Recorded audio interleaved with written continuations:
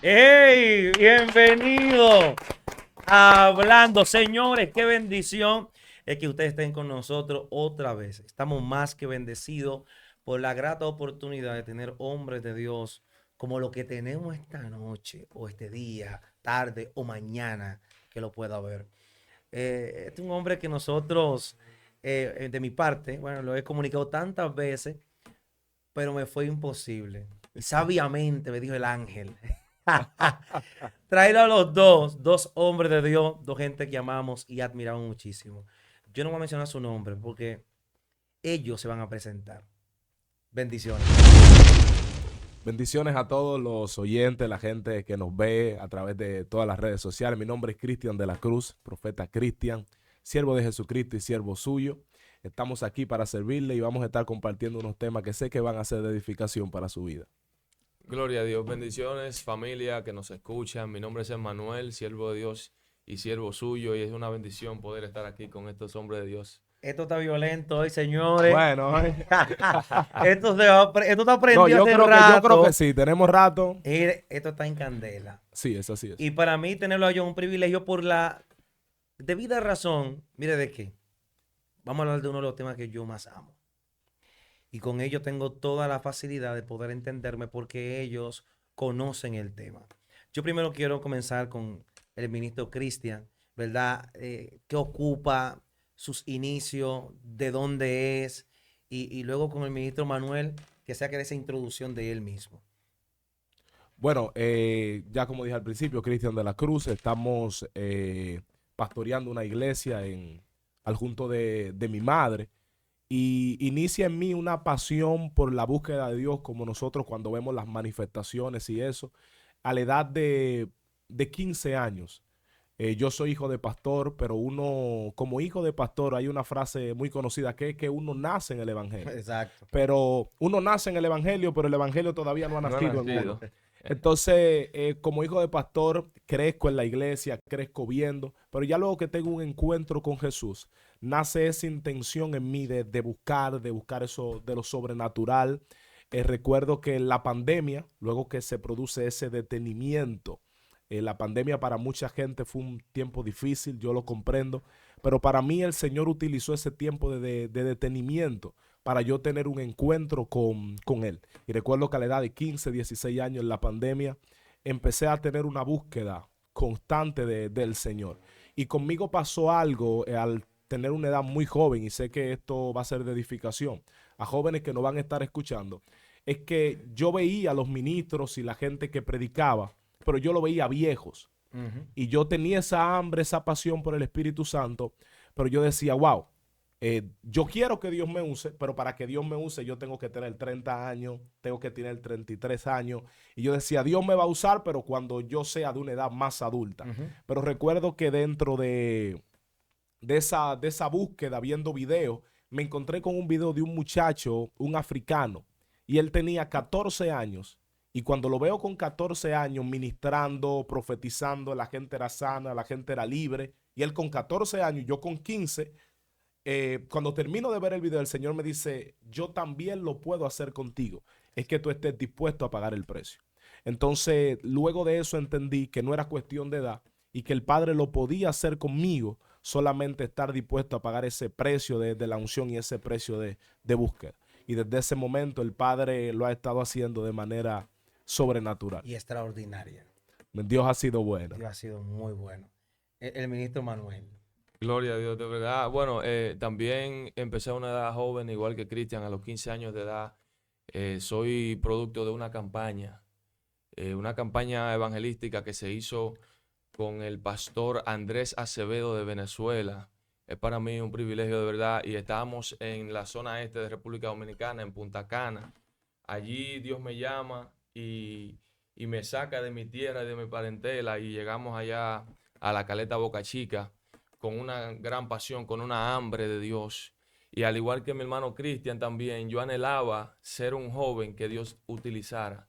Y allí empezó todo, la búsqueda de Dios. En la Caleta es un lugar donde si tú vas allá te darás cuenta que hay mucha gente de Dios, muchas iglesias, y el ambiente era propicio y me ayudó a fortalecer la búsqueda. Y bueno, hasta el día de hoy estamos aquí sirviendo al Señor y apasionados por su presencia y por el poder de Dios. Bueno, en el caso de ustedes que no son casados ninguno, ¿verdad? Gracias a Dios. No, no, no. Que no son Todavía. casados. Todavía. Todavía. Es una bendición que te nos ha tocado, pero gracias a Dios, porque hay que dar gracias a Dios por Hay que darle todo. gracias a todo. Dios por ¿Eh? todo. Claro que Estamos sí. agradecidos. Para Para que no malinterprete la Dijiste, amada. gracias a Dios. Cuando presentan, ¿verdad? Todos tenemos una concupiscencia y en esa concupiscencia, pues nosotros tenemos ciertos niveles de debilidad frente a eso. ¿Cómo en el caso de ustedes pueden pelear contra eso para poder permanecer en la asignación de su, o sea, en su llamado? ¿Cómo ustedes pueden vencer esa área de momento? Que es un monstruo, pero no lo matas, sino que tú lo crucificas, Así es. simplemente. ¿Cómo puedo pelear con eso y seguir siendo un ministro tan joven, donde no estoy casado, pero tengo que pelear con mis debilidades, entonces ser ministro también? Bueno, yo pude entender que llega un momento en nuestra vida donde nosotros llegamos a pensar que por tener cierto nivel espiritual podemos resistir ciertas tentaciones. Y la Biblia no nos manda a resistir las tentaciones, sino que nos manda a huir de ellas. Pablo le dice a Timoteo, huye de las pasiones juveniles. Entonces, en mi caso, lo que yo hago es que trato de huir. Dios siempre pondrá esa puerta de escape. Dice el texto que serán tentados, pero Dios le dará una salida. Entonces yo trato siempre de buscar como esa puerta de escape. Llega la tentación, huir tratando de ocuparme con algo. Llamar a alguien y decirle, mira, ¿qué tú estás haciendo? Voy para tu casa.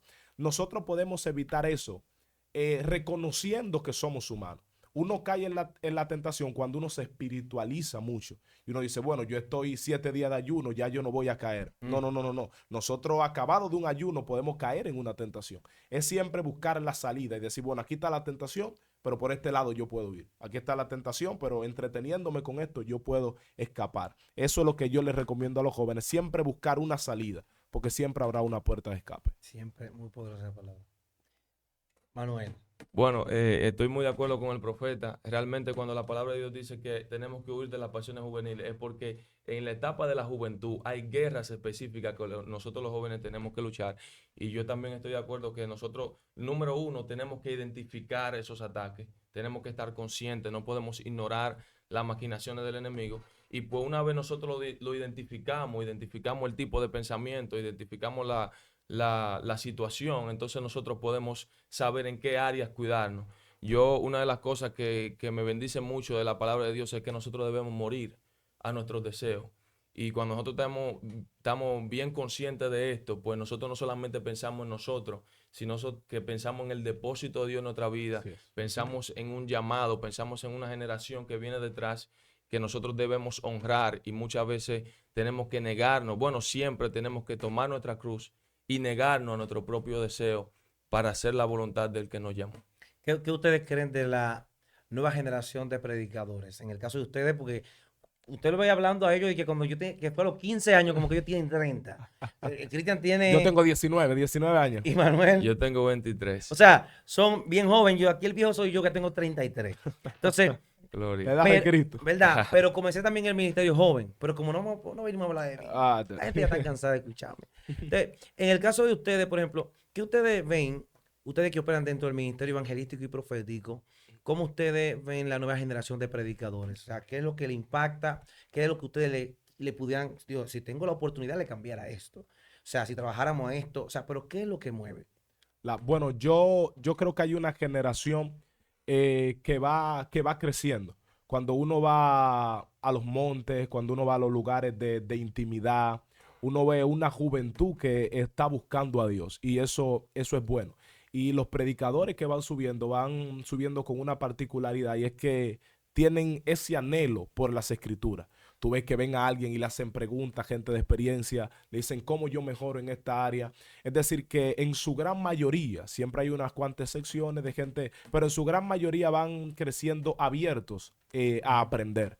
Y con ese deseo, tú ves que compran libros, compran diccionarios bíblicos, tratan de cómo preparar un bosquejo correctamente. Entonces yo creo que esta generación de predicadores, también me incluyo, que todavía estoy aprendiendo, estamos en busca de eso, de ese conocimiento. Amén. Y detrás también de una manifestación. pero esta generación que va subiendo va de la mano con el conocimiento de las Escrituras y detrás de una manifestación del Espíritu Entonces, también. Manuel, tú me dirías que existe un avivamiento, sí o no. Yo diría que sí, porque hemos podido ver cómo hay el crecimiento, ¿verdad? La multiplicación. Es decir, que se hizo un trabajo, se sembró una semilla y se están viendo los frutos. Siempre hay áreas de oportunidad, siempre hay cosas que podían ser mejor, pero estoy muy contento de ver cómo Dios ha levantado a muchos jóvenes, República Dominicana y todo el mundo, que una de las particularidades es que hay mucha unión. Tú ves que los jóvenes se reúnen en diferentes en diferentes lugares del país a proclamar el nombre de Jesús. Y si tú te fijas en la palabra de Dios, hablas cómo andaban los hijos de los profetas, que eran grupos, habían escuelas de profetas. Y eso quiere decir que estamos volviendo al principio en el sentido de que estamos creciendo en número. Y eso es un factor muy importante, porque a medida de que crecen los profetas, que crecen los evangelistas, pues el reino de Dios puede expandirse y seguir creciendo. O sea, en parte de esa bendición del crecimiento, me gustaría tocar el punto de los profetas, que fue lo que mencionaste. Entonces, cuando hablaste de lo que es la escuela de profetas. Correcto. O sea, ¿tú consideras que República Dominicana debería manejar lo que es una escuela de profetas por la gran cantidad de manifestaciones proféticas que en la actualidad se están viendo y también por lo tanto ministerios que van naciendo? Desde O luego, sea, ¿tú crees en la escuela profética? indiscutiblemente. Indiscutiblemente la palabra de Dios nos enseña y yo creo que es un tema que debemos manejar porque estamos en un tiempo de necesidad de esto por la gran cantidad de ministerios que se están levantando y es un asunto que aunque tú no seas profeta, tú tienes que conocer lo profético. Me gustaría que tú me explicaras un poco de eso. ¿Cómo Sí, así? ¿Cómo sí, así? porque es un tema que ignoramos mucho. Hay personas que hablan, dicen, bueno, pero háblame de la escuela profética, ¿qué es eso? Si yo hago una escuela profética, entonces ya yo soy profeta. No, porque para tú ser profeta tú tienes que tener el llamado de Dios. Para tú ser profeta, tú tienes que haber sido seleccionado para eso. Ahora, tú no tienes que ser profeta para tomar una escuela profética. Porque la escuela profética te capacita y te enseña cuáles son los beneficios, cuál es el fluir, cuál es el objetivo, cuáles son las intenciones. Entonces es muy bueno, es muy importante que este tema sea tratado en las iglesias para nosotros fortalecer el carácter de los profetas, para nosotros fortalecer, ¿verdad? Los llamados que Dios tiene para este tiempo y poder tener un alcance mayor y poder tener un mejor resultado. O sea, la República Dominicana, ustedes, por ejemplo, que ministramos acá, vivimos acá y conocemos el escenario, de todos los profetas que tenemos, ¿ustedes creen que somos suficientes lo que tenemos? Porque, por ejemplo, la crítica de Facebook, de YouTube, de Instagram, ¿qué tanto profeta que hay? O sea, entonces, la pregunta sería, ¿somos suficientes? Bueno, la Biblia dice que el que profetiza habla a los hombres para exhortación y edificación. Entonces, si la profecía es algo tan bonito que edifica, entonces no veo el problema de la gente de Facebook que dice, ¿por qué tanto profeta? Moisés en una ocasión se levantaron a profetizar en el campamento y Josué llega donde Moisés y le dice, ¿qué hacemos? Se lo impedimos. Y Moisés le dice, no, pero ¿qué tú tienes contra mí? Ojalá que todo el pueblo fuese profeta y el Espíritu de Jehová descienda sobre ellos. Entonces, ahí quiero aprovechar esa parte.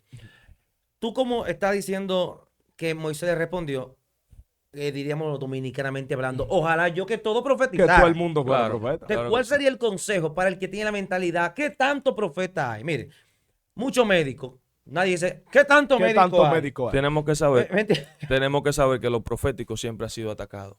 Siempre ha sido atacado. Siempre ha sido Ahora, atacado. ¿cuál sería la palabra que yo le daría a ese público que no está de acuerdo que se levante una generación de más profetas? Entonces, es partiendo de eso que Manuel hablaba, de que todo el mundo tiene que tener el conocimiento de lo profético, porque la gente piensa en lo profético y piensa alguien que te va a dar una palabra, pero lo profético va más allá. Lo profético trae edificación, trae consolación, trae dirección. Entonces, cuando la gente adquiere el conocimiento, a la gente que ataca eso, yo le invito, el consejo sería que estudie la palabra y vea lo edificante que puede ser un profeta para la iglesia, y cuando ya tienen ese conocimiento, partiendo de una escuela, partiendo de la formación, porque es otro tema, la iglesia en la mayoría de casos no enseña sobre los ministerios. Entonces, cuando tú no conoces la función de un ministerio, tú lo atacas, porque tú no sabes qué edificante es. Entonces, si la gente entiende lo importante que son los profetas para la iglesia,